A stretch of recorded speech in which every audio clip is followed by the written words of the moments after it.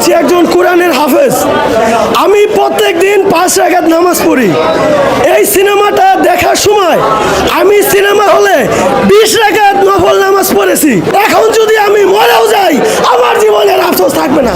সম্প্রতি আমরা একটা ভিডিও লক্ষ্য করলাম যে একজন কোরআনের হাফেজ তিনি সিনেমা দেখেছেন এবং তিনি বলেছেন এই সিনেমাটা দেখার পর আর তার জীবনে কোনো আফসোস নেই এবং তিনি সিনেমা দেখতেই 20 রাকাত সালাত আদায় করেছেন, নাউযুবিল্লাহ। এবং তিনি বলেছেন যে তিনি প্রতিদিন 5 রাকাত সালাত আদায় করেন, যেটা আসলে 5 ওয়াক্ত হবে। একজন হাফেজ এর আচরণ কেমন হওয়ার কথা ছিল?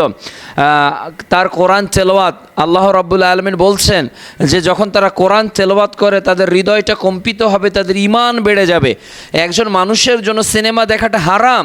একজন পুরুষ একজন নারীর দিকে তাকাবে, শরীয়তের স্পষ্ট হারাম। সূরা নূর অধ্যায় 24 আয়াত 30 আল্লাহ তাআলা পুরুষদেরকে বলেছেন চোখকে অবনিমিত করো। সেখানে সে নারীর দিকে তাকিয়ে সিনেমা দেখবে, এটা স্পষ্ট হারাম। আর সে আল্লাহর কৃতজ্ঞতা আদায় করতেছে এবং এই সিনেমার কারণে সে অনেক কিছু শিখেছে বলে বলছে নাউযুবিল্লাহ। একজন হাফেজে কোরআনের জীবন কতটা কোরআনিক জীবন হওয়ার উচিত ছিল। আজও দেখি আমরা কোরআন তেলাওয়াত করতে করতে মানুষ কান্নায় ভেঙে পড়ে। অনেক মানুষ সালাতে কোরআন তেলাওয়াত করতে করতে তার কান্না আটকানো সম্ভব হয় না। অনেকে কোরআন তেলাওয়াত করতে করতে এমন বেশি কাঁদতে থাকেন যে আর কোরআনের আয়াত সামনে আগাতে পারেন না। রাসূল সাল্লাল্লাহু আলাইহি সাল্লামের যুগে হাফেজগণ কোরআন তেলাওয়াত করতেন, রাসূল সাল্লাল্লাহু আলাইহি সাল্লাম তাদের তেলাওয়াত শুনে নিজে ক্রন্দন করেছেন। তাহলে কোথায় ছিল হাফেজদের আচরণ?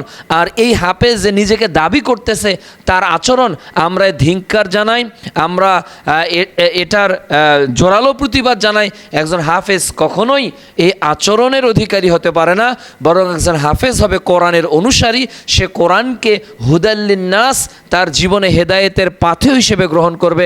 আল্লাহ রাব্বুল আলামিন এই সকল অশ্লীল সিনেমা নাটক থেকে আমাদের তরুণীদেরকে দূরে থেকে ইসলামের অনুসরণ করার তৌফিক দান করুন।